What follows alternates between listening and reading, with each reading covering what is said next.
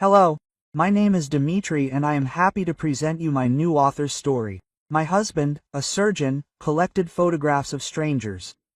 This is my hobby, he said, and categorically forbade touching them. One day, I was cleaning his office and accidentally spilled this mysterious collection. Dozens of photos flew across the floor, and when I began to collect them, I noticed a strange inscription on the back of each photo. Anna froze, holding a black and white photograph of an elderly man with an emaciated face. On the back, in Victor's neat handwriting, was written, "Experiment failed. Podpotny died. 1,732,022. She turned over a few more photos. The same ominous inscription, only the dates were different. They were all in the past. Anna's hands were shaking as she sorted through the photos, trying to comprehend what she had seen. Suddenly, a photo fell out of the stack that took her breath away. The photo was of herself, pale, with dark circles under her eyes, and on the back was tomorrow's date. Anna felt nausea rising in her throat. She tried to calm down, took a deep breath. This was some kind of mistake, an absurd coincidence, flashed through her mind. But an inner voice insistently insisted that all this was for a reason.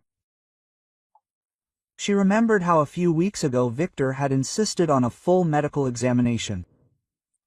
At the time, he had explained it as concern for her health, and then announced the need for a serious operation. And now, a terrible find. Anna feverishly thought about what to do next. Should she tell her husband? But what if her suspicions were correct? No, she had to act carefully.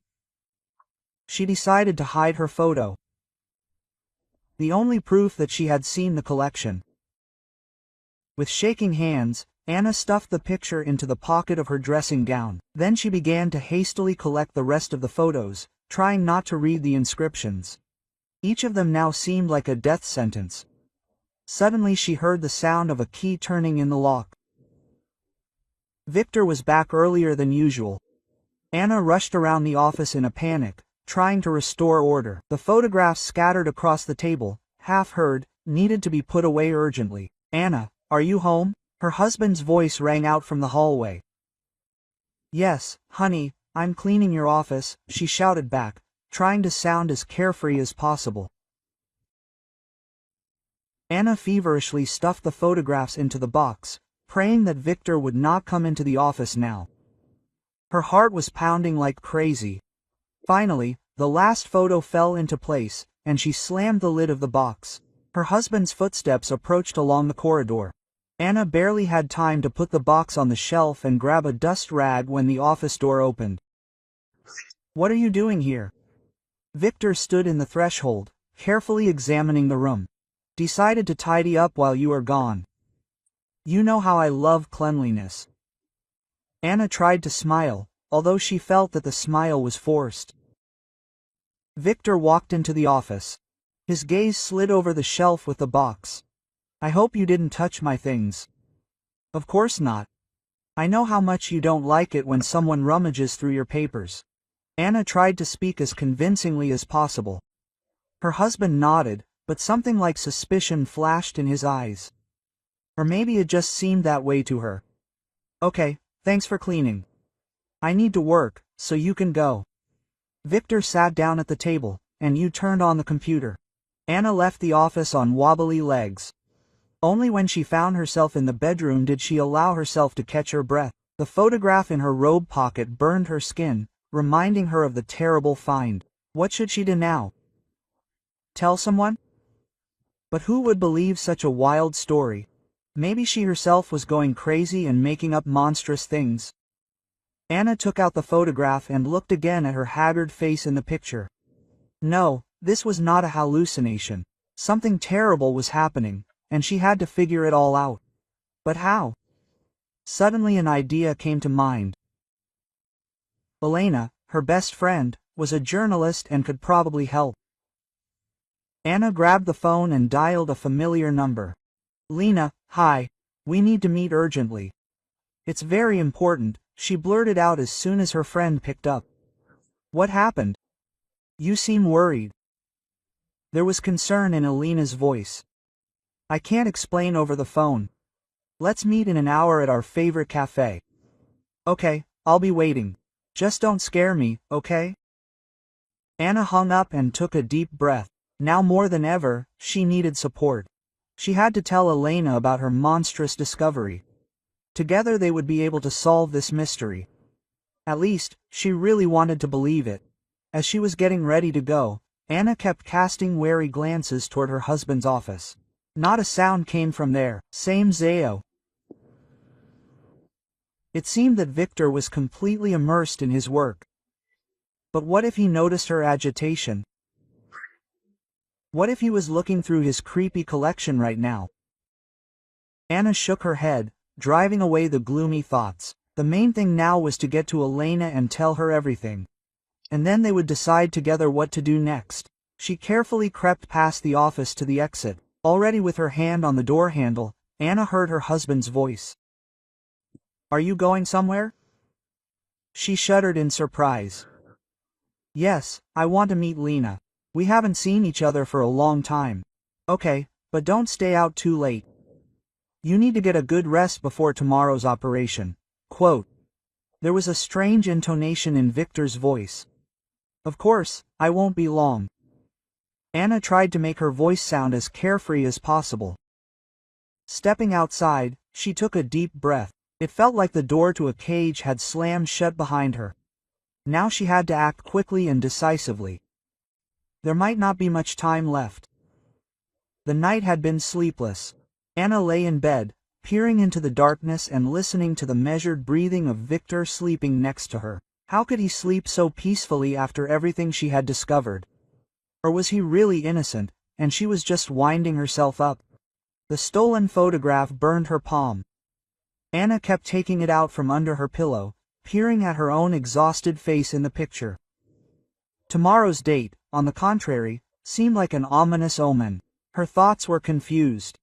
Maybe this was just someone's evil joke, but the handwriting on the back definitely belonged to Victor. Why did he need to take such a creepy picture?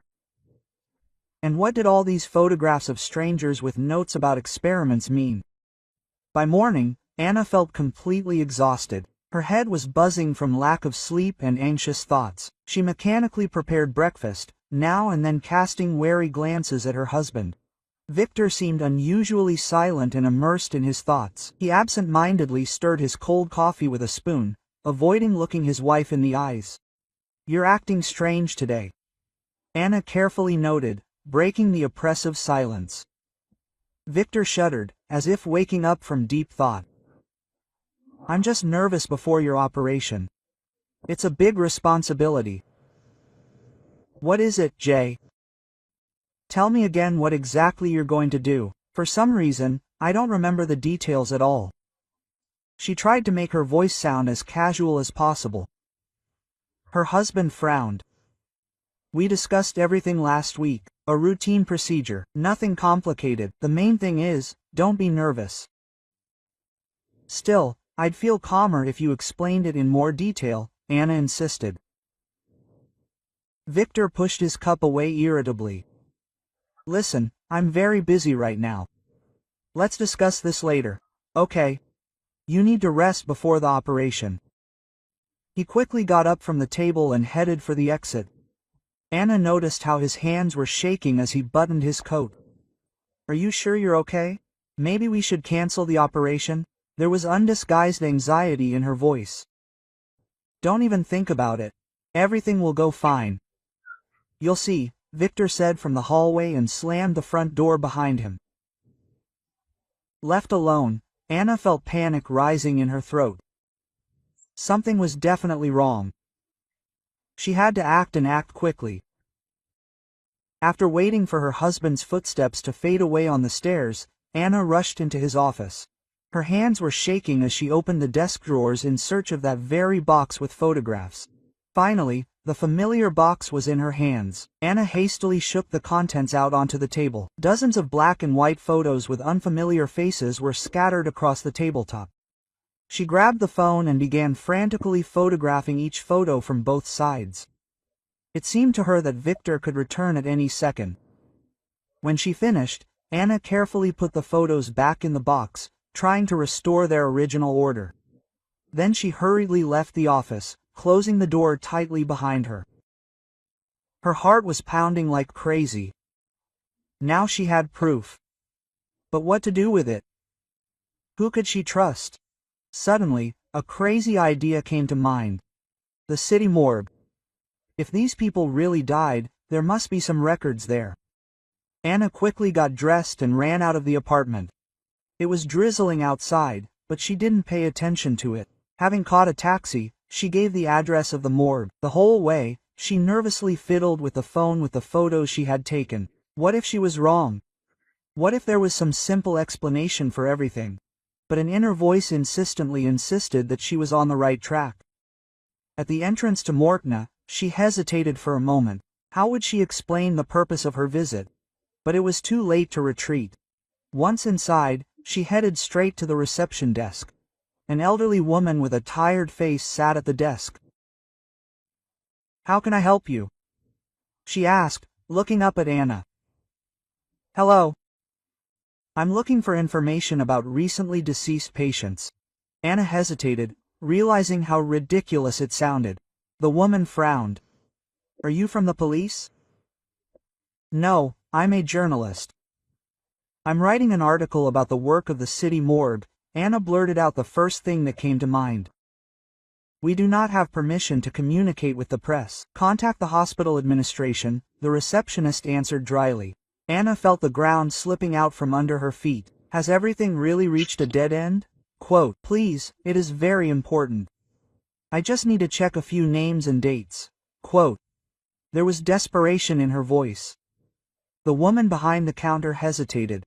Then, apparently having made up her mind, she said quietly, "I have a break in 15 minutes. Wait outside." Quote. Anna breathed a sigh of relief and hurried out of the building. The wait seemed like an eternity.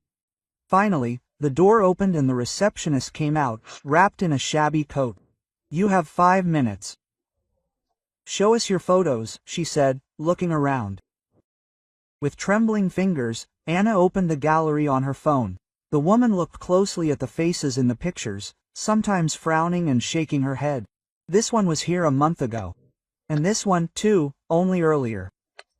And this woman was brought in last week," she muttered, leafing through the photos. Anna caught her breath. So it's true. The people with Victor's photo really did die. Tell me, what were the causes of death? Were they unusual? She asked cautiously. The registrar shrugged. Different. Heart failure, stroke. Sudden respiratory arrest. Nothing criminal, if that's what you mean. Anna felt nausea rising in her throat. It all came together to form a terrible picture. Victor was somehow involved in the deaths of these people. And tomorrow she herself would have to go under his scalpel. "Thank you very much. You helped me a lot," she muttered, barely holding back tears. The woman looked at her carefully. "Look, I don't know what you've gotten yourself into, but be careful. If anything happens, call the police." Anna nodded and quickly walked away from the morgue. Her head was spinning from the abundance of information and terrible guesses. Suddenly, the phone in her pocket vibrated. It was Elena, her best friend and a journalist. "Hi, where have you disappeared to? I've been trying to get through to you all day." Elena's worried voice rang out in the receiver. "Lena, we urgently need to meet right now," Anna blurted out. "What happened? Are you scaring me? I can't explain over the phone. Let's meet at our favorite cafe in half an hour." "Okay, I'll wait. Just don't do anything stupid." "Okay." Anna hung up and hurried to the bus stop. She urgently needed to share her terrible discoveries with someone, and Elena was the only person she could trust. On the way to the cafe, Anna kept looking back. She felt like she was being followed. Paranoia or real danger. Now she was no longer sure of anything. Like this video so that YouTube knows you are interested in video stories like this one and recommends more quality stories. Anna nervously fidgeted with her napkin as she sat at a table in the cafe. Elena was late, and every minute of waiting seemed like an eternity. Finally, the bell above the front door rang and her friend walked in. Sorry I'm late, terrible traffic. Elena plopped down on a chair opposite Anna. You look terrible. What happened? Anna took a deep breath and began her story. She spoke haltingly, every now and then lowering her voice to a whisper, as if afraid that they might be overheard. Elena listened in silence, only occasionally frowning and shaking her head. Wait, let me digest all this, she finally said when Anna finished. Are you saying that your husband is conducting some kind of deadly experiments on patients, and that you're the next victim? Anna nodded, feeling tears welling up in her throat. I know how it sounds, but I have proof. She handed her friend the phone with the photos. Elena studied the pictures carefully, her face becoming more and more puzzled. This is really strange, but Anna, are you sure you're not winding yourself up? Maybe there's some simple explanation? What explanation could there be for a photo with my face and tomorrow's date? There was desperation in Anna's voice. Elena thoughtfully tapped her fingers on the table. Look, I understand that you're scared, but let's think logically. Victor is a respected surgeon. Why would he risk his career and freedom for the sake of some experiments? I don't know. Maybe he's being blackmailed or paid a lot of money. Anna felt herself starting to get angry at her friend for not trusting her. Okay, let's say. But why you? Why would he kill his own wife? Elena tried to speak softly, but her tone betrayed doubt. Anna covered her face with her hands. I don't know. I don't understand anything, Lena. I'm scared. Elena covered her friend's hand with her palm. Quiet, don't cry. We'll figure it all out. But first, you need to calm down and think about whether there's some rational explanation. What rational explanation could there be? Anna smiled bitterly. I saw those photos. I was in the morgue and confirmed that the people in the pictures really did die. Elena frowned. In the morgue. Anna, were you following your husband? No, it's hard to explain. Anna felt that she was completely confused in her story. Listen, I think you need to rest. Maybe you should take a vacation, go somewhere. Be careful, Elena suggested. Anna jumped up from her chair. You don't believe me. Do you think I'm crazy? I didn't say that. Elena raised her hands in a conciliatory manner. I just think you need to think it over carefully before making such serious accusations. Anna felt her insides tighten with resentment and disappointment. She had hoped for her friend's support, but instead she received doubts about her sanity. Thank you for the advice, she said coldly, grabbing her bag. I'll go think about how to save myself from my own murderer husband. Without listening to Elena's objections, she ran out of the cafe. It was drizzling outside, but she didn't pay attention to it. One thought was spinning in her head: what to do next? Suddenly, her gaze fell on the sign of a detective agency on the opposite side of the street. Anna froze, thinking about an unexpected idea. Maybe a professional could help her sort out this confusing story. Having made up her mind, she ran across the road and pushed open the agency door. It smelled of coffee and cigarettes inside. An elderly man with a tired face was sitting at the table. How can I help you? He asked, looking Anna over with an appraising glance. I need your help. It seems my husband is conducting illegal experiments on people. She blurted out in one breath. Detective Mikhail, so it was written on the sign on the table, raised an eyebrow in surprise. Interesting statement. Do you have evidence? Anna handed him the phone with the photos. Here, look for yourself. Mikhail carefully studied the pictures, and his face became more and more serious. Yes, the story is indeed non-trivial, but working on such cases is not cheap. I will pay whatever is necessary, Anna said firmly. I need to know the truth. The detective leaned back in his chair. Okay, I'll take this case. But keep in mind that if your suspicions are confirmed, you will have to contact the police. Anna nodded, feeling both relief and anxiety. I understand. When can you begin the examination? Right now. Mikhail got up from the table. First, I need more detailed information about your husband and his work.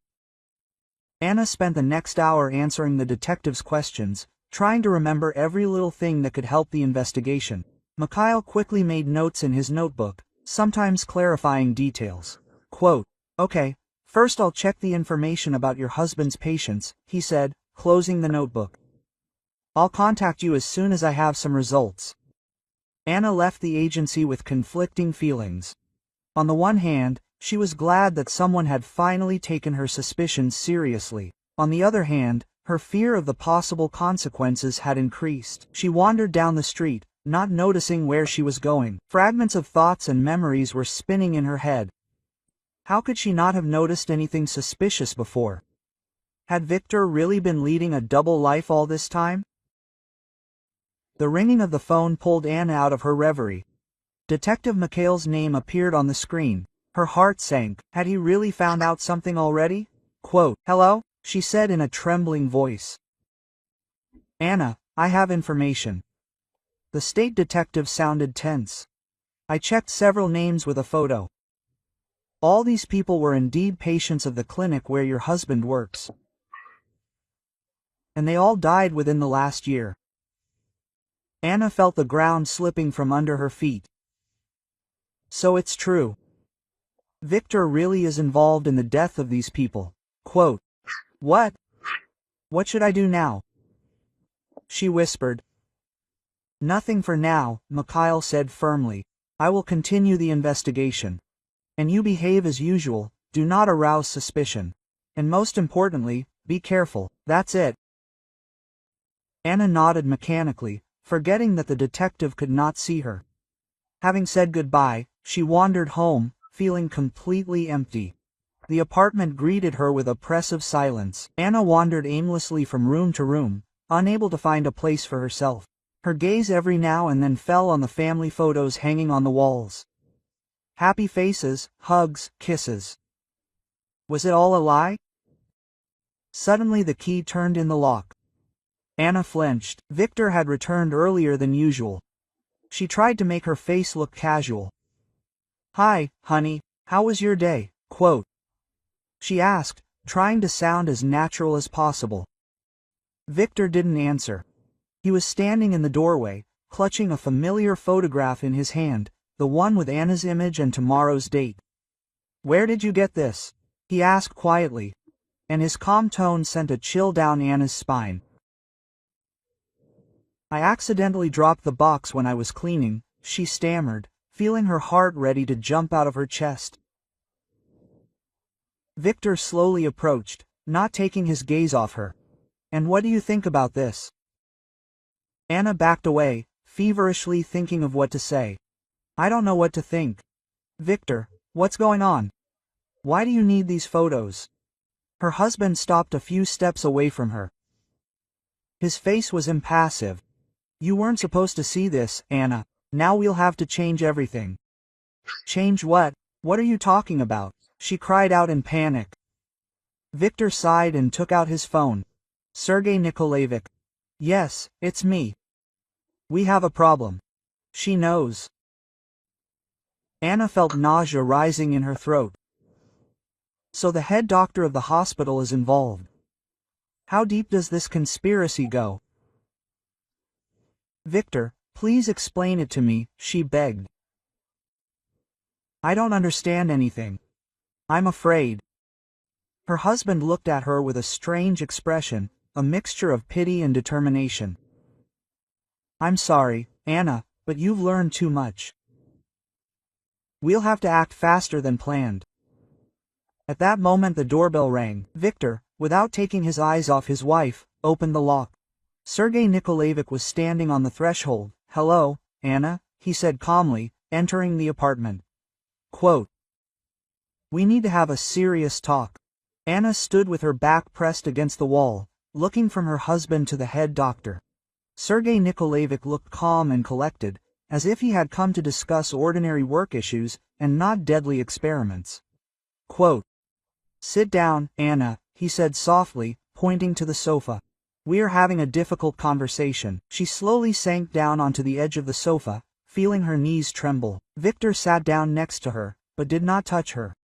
"I understand that you are scared and confused," Sergei Nikolaevich began, settling into the chair opposite. "But let me explain the situation." Anna was silent, waiting for him to continue. Everything inside her was clenched with fear and a premonition of something terrible. "You see, our clinic is participating in a major research project," the head doctor continued calmly.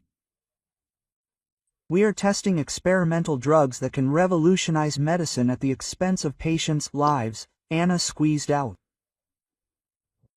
Sergei Nikolaevich winced. "Alas, science cannot do without victims, but believe me, the end justifies the means." "What end can justify murder?" Quote. Anna felt nausea rising in her throat. "Saving millions of lives," the head doctor said firmly. "The drugs we are developing will be able to defeat cancer, AIDS, Alzheimer's disease. Isn't that worth a few victims?" Anna shook her head, unable to believe what she heard. "But why the secret? Why not conduct official research?" "Bureaucracy," sighed Sergei Nikolaevich. "Years of approvals, tons of paperwork, endless checks, and people continue to die. We couldn't wait." "And you decided to become gods," Anna smiled bitterly. "To decide for yourself who will live and who will die." Victor, who had been silent until then, suddenly spoke. "You don't understand, Anna, we are doing a great thing. Yes, the methods are cruel, but the result is worth it."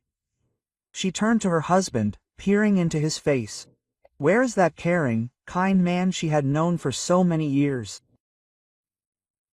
"And am I also part of your experiment?" Anna asked quietly.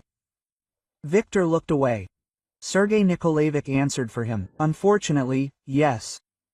We needed a healthy volunteer for the final stage of testing." "A volunteer?" Anna felt everything inside her boil with rage. "You poisoned me without my knowledge." Quote. "It was necessary," the head doctor retorted calmly. "We couldn't risk the information leaking out. So what now? Will you kill me so I won't tell anyone?" Anna tried to speak firmly, but her voice was trembling traitorously. Sergei Nikolaevich shook his head. Quote. "No, Anna, we're not murderers, we're scientists. You'll just undergo a course of treatment that will erase your memories of the last few days." "Are you crazy?" she whispered, feeling panic rising in her throat. "This is the only way out," Victor said softly, trying to take her hand. She flinched as if from fire. Quote. "Don't touch me," she screamed, jumping up from the couch. "You're both monsters. I'll tell everyone about your experiments." Sergei Nikolaevich sighed heavily. "I'm afraid we can't allow you to do that." He nodded to Victor, and he pulled a syringe out of his pocket. Anna backed away, frantically looking around for an escape route. Quote. "Please don't resist," Victor said, approaching her. "It's for your own good." Anna rushed to the door, but Sergei Nikolaevich was quicker. He grabbed her hand, holding her firmly in place. Quote. "Let me go," she screamed, trying to break free, but she clearly didn't have enough strength. Weeks of taking unknown drugs were taking their toll. Victor came closer, holding a syringe at the ready. "Forgive me, darling, it will be better for everyone." The injection was quick and almost painless. Anna felt weakness spreading through her body. Her legs gave way, and she sank to the floor. The last thing she saw before losing consciousness was Victor's face. And it seemed to her that tears glistened in his eyes. Anna woke up in complete darkness. Her head was spinning, her mouth was dry. She tried to move and realized that she was lying on something hard and cold. Gradually, her eyes got used to the darkness, and she was able to discern the outline of a small room. Concrete walls, an earthen floor, a low ceiling, a basement. Anna sat up with difficulty, leaning her back against the wall. Her head slowly cleared, memories of what had happened returned. Victor, the head doctor, conversation about experiments. She tried to get up, but her legs wouldn't obey her. The effect of the drug had not yet worn off. All she could do was wait and hope that someone would come to her aid. Time dragged on painfully, slowly. Anna didn't know how many hours or days she spent in this basement. Sometimes she fell into a restless sleep full of nightmares. Finally, footsteps were heard upstairs. The key creaked in the lock, and the door opened, letting in a strip of light. Victor was standing on the threshold. He was holding a tray of food and water. Quote, "How are you feeling?" he asked, kneeling down next to Anna. She turned away, unable to look him in the eyes. Quote, "Why did you come?" "To make sure I'm still alive." Victor put the tray on the floor. "I was worried about you and wanted to explain." "What is there to explain?" Anna smiled bitterly. "You use me as a guinea pig. Everything is crystal clear." "You don't understand." There was desperation in Victor's voice. "I did it for you, for us." Anna looked at her husband incredulously. "What are you talking about?" Victor sighed deeply. "Do you remember when you were diagnosed with a tumor 3 years ago? The doctors said it was inoperable." Anna frowned. She vaguely remembered that period, the examinations, the diagnoses, the despair. "But then the tumor disappeared," Victor continued. "Did you think it was a miracle?" "In fact, it was the result of the experimental treatment." That Anna felt the ground slipping out from under her feet. "You experimented on me back then." Victor nodded. "I couldn't lose you. I was ready to do anything to save you." "And for this you killed other people." Anna couldn't believe what she heard. "I was saving you," Victor said firmly, and then realized that I could save thousands of others. "Isn't it worth a few victims?" Anna shook her head. "You've gone crazy, Victor. This is not saving, this is murder." "Tomorrow you will understand," he said, getting up. "After the operation, everything will fall into place." "What operation?" Anna asked in a panic. Victor was already standing in the doorway. "Forgive me, darling, it will be better for everyone." The door slammed shut, leaving Anna alone with the terrifying truth and the uncertainty of the coming day. If you like this story, subscribe to the channel so you don't miss new videos. The darkness of the basement pressed on Anna like a physical weight. She feverishly felt the walls, trying to find at least some way out. Suddenly, her fingers came across something metal. An old telephone. Her heart pounded wildly with sudden hope. With trembling hands, Anna picked up the receiver. A dial tone. The line was working. She quickly dialed Detective Mikhail's number, praying that he would answer. "Hello," a familiar voice said on the phone. "Mikhail, it's Anna." "Please help me," she whispered, afraid that she would be heard upstairs. "Anna, what happened? Where are you?" Quote. There was alarm in the detective's voice. She quickly explained the situation, giving the address and begging her to come as soon as possible. "I have evidence, photographs of the experiments. They are in my bag upstairs." "Hold on, Anna. I'm on my way," Mikhail said firmly. "Try not to attract attention. I'll be there in 20 minutes. Hanging up, Anna leaned against the cold wall. Now all she could do was wait and hope that help would arrive in time. Footsteps and muffled voices were heard upstairs. Anna froze, listening. It seemed that Victor was talking to someone on the phone. Yes, everything was ready. No, she would not cause any problems. In the morning, she would find the body a heart attack. "Yes, Sergei Nikolaevich, I understand." Anna caught her breath. They really were going to kill her. Time was slipping away like sand through fingers. Suddenly, the sound of an approaching car was heard outside the house. Anna heard the front door slam. Had Mikhail really made it that fast? "Victor, Anna, is anyone home?" Elena's worried voice rang out. Anna barely held back a cry of joy. Her friend must have been worried about her long absence.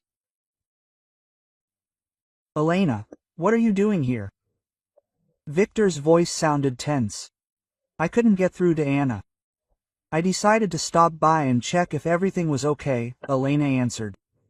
Where is she? She's resting. Tomorrow is an important day, you understand. Victor was clearly nervous. At that moment, Anna made up her mind. Gathering all her strength, she screamed, Elena, I'm here, in the basement. Help me. Dead silence reigned above. Then the sound of a struggle was heard and Elena's scream.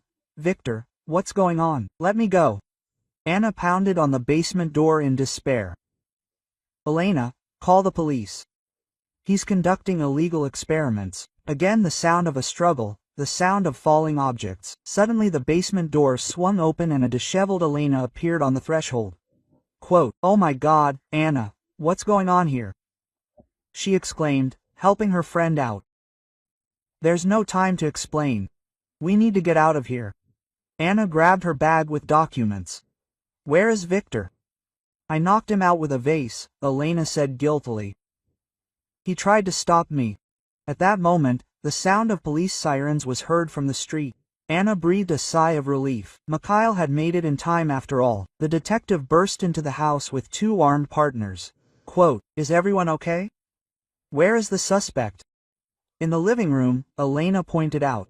But he was unconscious. Mikhail quickly assessed the situation. Anna, you need to leave the house immediately. My people will take you to a safe place. But the evidence, Anna started. I have already passed the information to the prosecutor's office and the journalists. The detective interrupted her. Your safety is the most important thing now.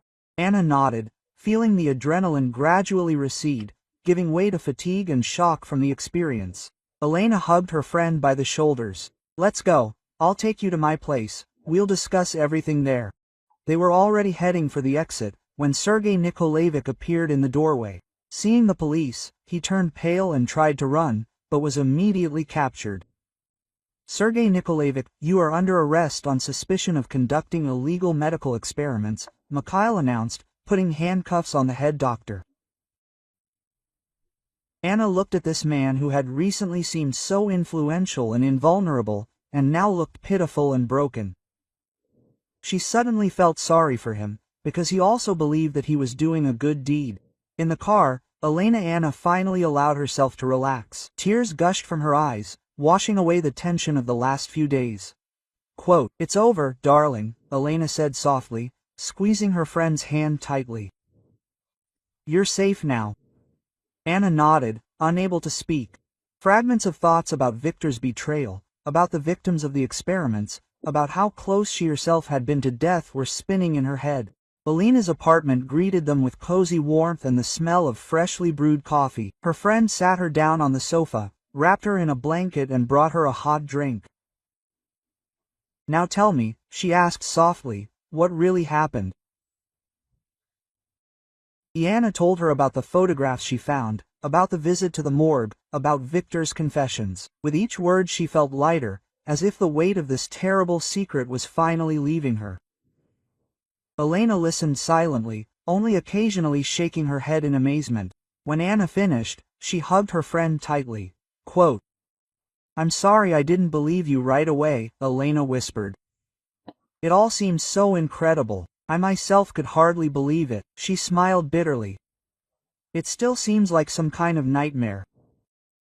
Suddenly the doorbell rang. Both women flinched. Elena carefully approached the door and looked through the peephole. It was Detective Mikhail, she said with relief, opening the door. Mikhail looked tired but happy. Quote, I have good news. Victor Etsi and Sergei Nikolaevich have been arrested. The hospital is being searched. All the documents on the experiments have been confiscated. Anna felt warmth spreading inside. Justice had been served. What will happen now? She asked. The investigation will begin, the detective answered.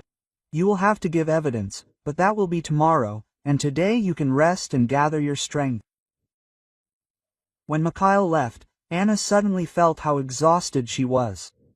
Elena made a bed for her in the guest room, and Anna fell into a deep, dreamless sleep. In the morning, she was awakened by the noise of the television. All the channels were broadcasting reports about the exposure of illegal medical experiments. Journalists vied with each other to tell the details of the case, showing footage of the arrest of Viktor and Sergei Nikolaevich.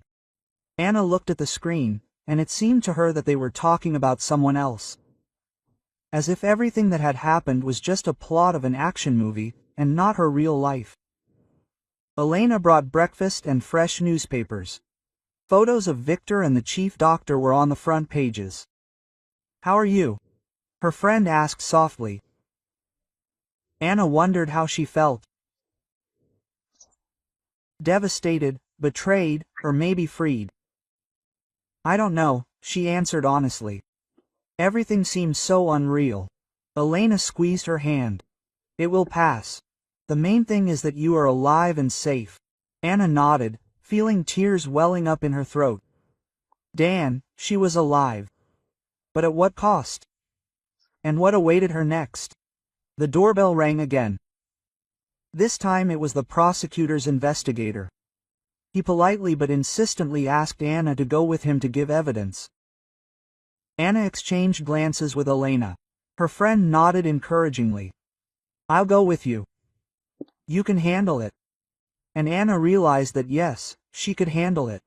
She had been through hell and survived.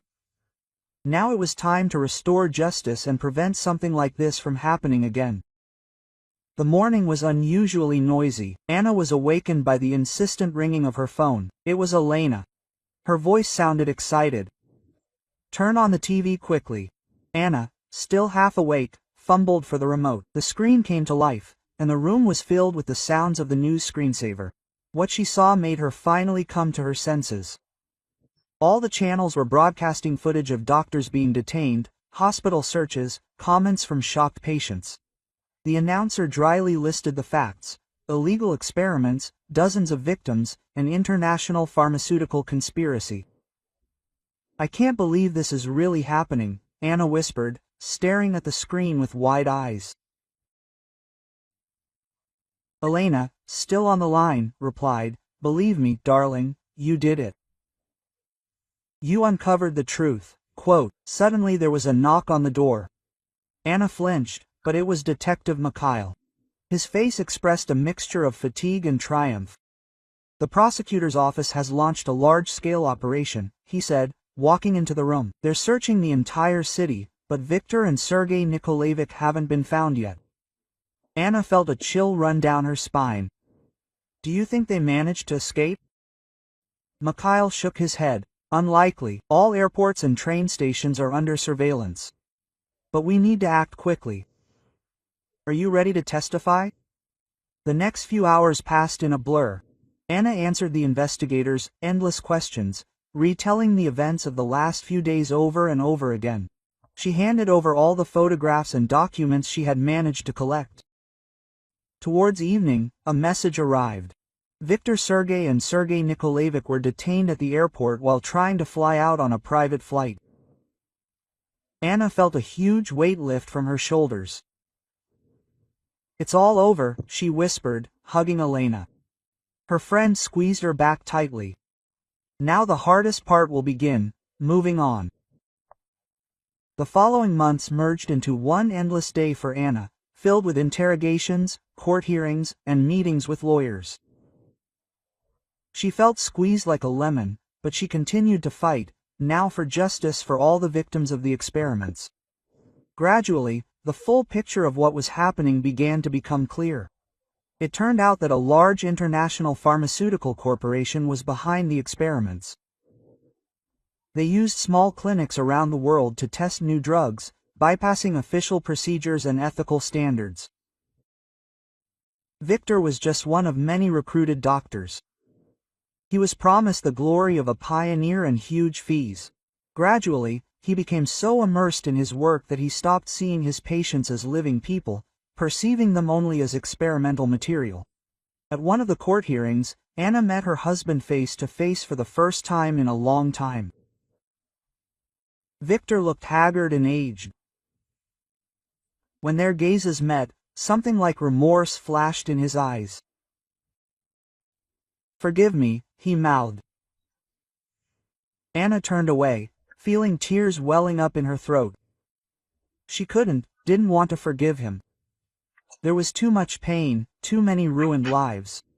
The trial lasted for months. Every day brought new shocking details. Anna listened to the testimony of other victims and their relatives, and her heart sank with pain and anger. Finally, 6 months after the investigation began, a sentence was handed down. Viktor received 20 years in prison.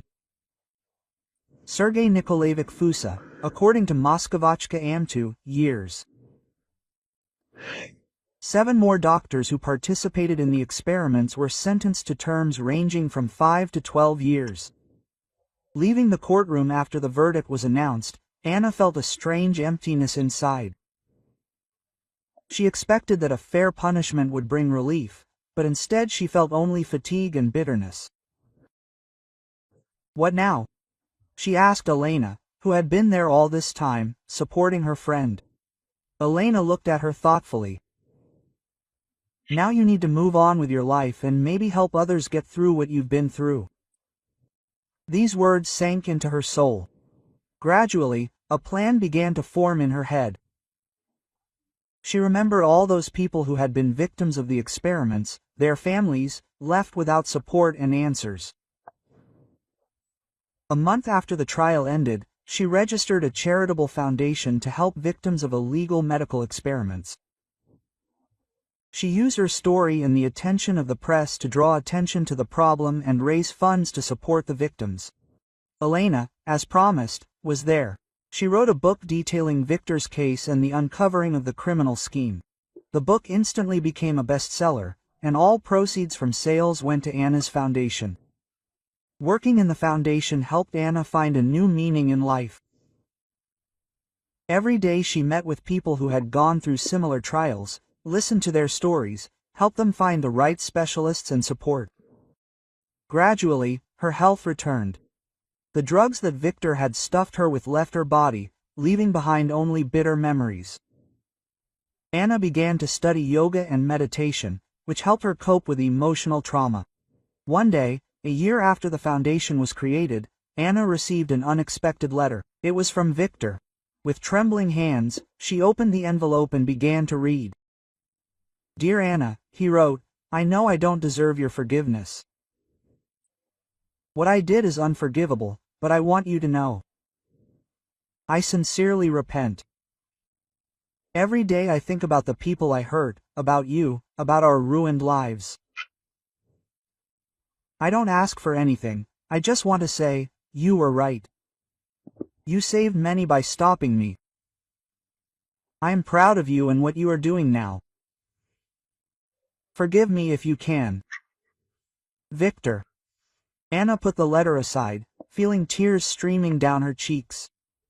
She didn't know if she would ever be able to forgive Viktor, but for the first time in a long time she felt ready to move on, to leave the past behind. That evening, she met Elena at their favorite cafe. The friends talked for a long time about the future, about plans for the foundation's development, about the new book that Elena had conceived. "You know," Anna said, looking out the window at the setting sun, "I finally feel that life goes on, no matter what." Elena smiled and squeezed her friend's hand tightly. "You're strong, Anna. You've been through hell and emerged victorious. Now you can do anything." Anna nodded, feeling warmth spreading inside. Yes, she had coped and was now ready to help others go through their own trials. Life really did go on, and there was still a lot of work ahead, a lot of stories that needed to be heard and told. But now Anna knew she could cope, because there were people next to her who were ready to support her at any moment, and this gave her the strength to move on, no matter what. Yeah,